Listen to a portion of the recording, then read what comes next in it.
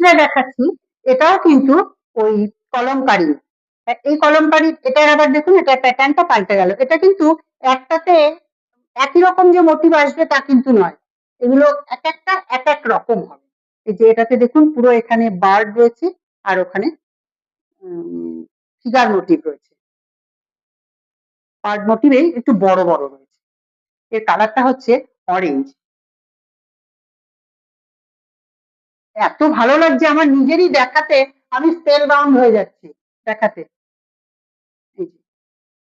এগুলো কিন্তু একদম ন্যাচারাল ডাই, এটা কোনো কালার নয়, এটা প্রকৃতি থেকে নেওয়া কোনো গাছের পাতা, ফুলের পাপড়ি, তারপরে সয়েল, ইট, ওটা ঘষে কালার, সেই কালার গুলো থেকে নিয়ে এই কালার গুলো করা।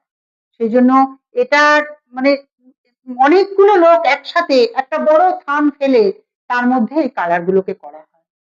কাজেই আপনার কাছে হয়তো থাকতে পারে, অনেকেই হয়তো বলতে পারে যে এগুলো এরকম দাম, এই জিনিস, কিন্তু এগুলো হচ্ছে অরিজিনাল অন্ধ্রা কলম, এর বিশেষত্বই আলাদা। এটার পাল্লা পোর্শনটা আমি আরেকবার দেখাই,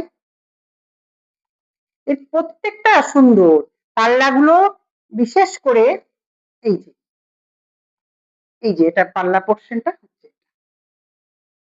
এটা পাল্লা পোর্শন, কালার কি সুন্দর কালার।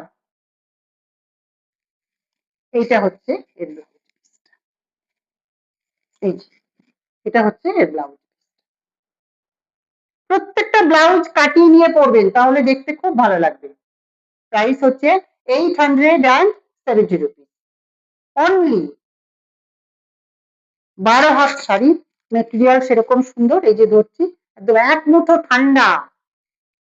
এই শাড়িগুলো পরে ছোটখাটো অনুষ্ঠান, মানে এগুলো যে সুতির ছাপা দেওয়া এগুলো চলে যাবে না, এগুলো আভিজাত্যই আলাদা এই শাড়িগুলো, কালারটাও সেরকম।